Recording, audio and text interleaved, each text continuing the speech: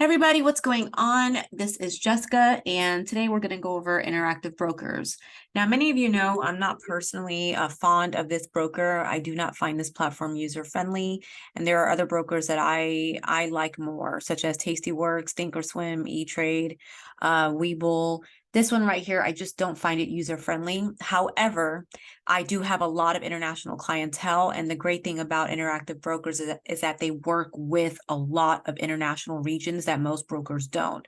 So I'm going to put this video together just to kind of give you an overview of everything.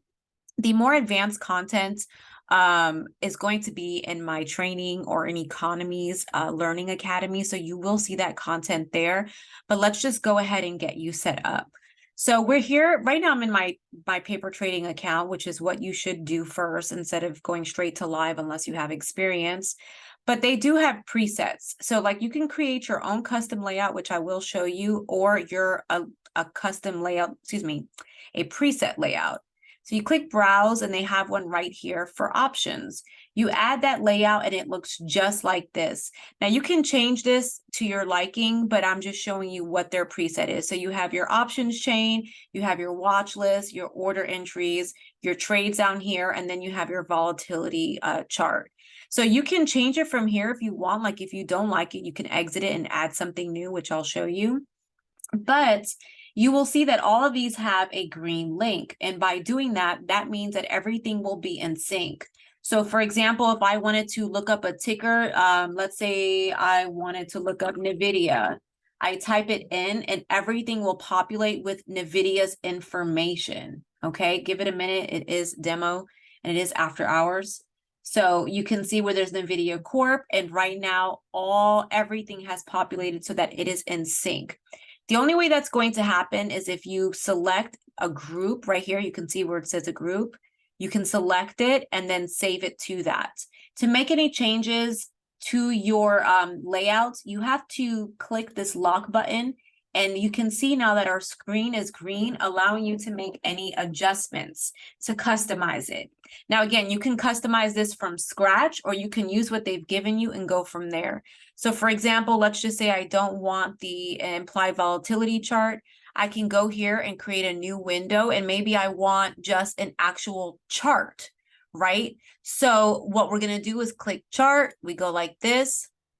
And now we can put our chart down here, and you have to go ahead and size it so that it fits in that particular area. Now, do I believe the chart should be this small and the option chain this big? No, but that is something that you can do. So for example, I was able to do that. You can adjust these by picking whatever you want here. You can see there's lots of options for you to choose, and just change it to your liking.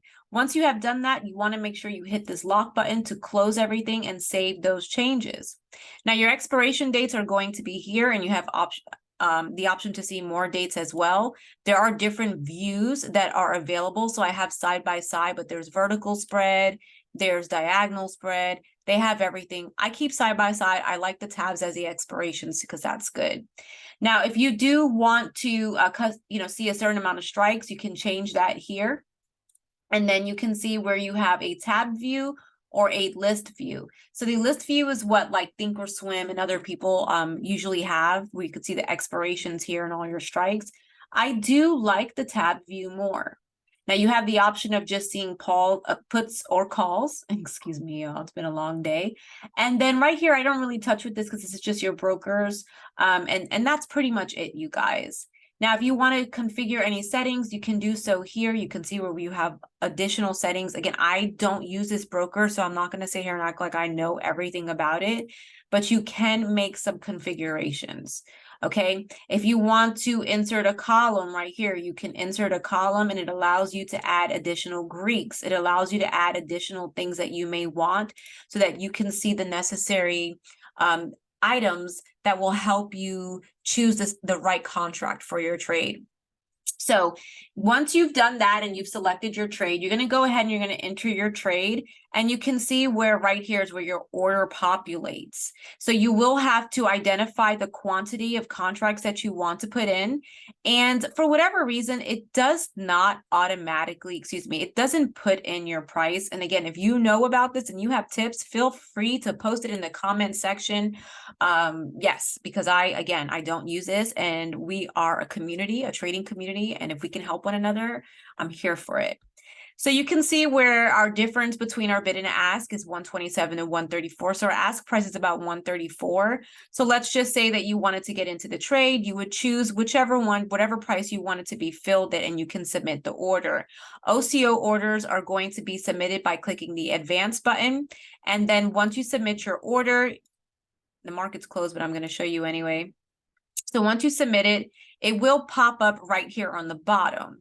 Now you can cancel these orders by just clicking cancel, and it tells you that your order has been canceled.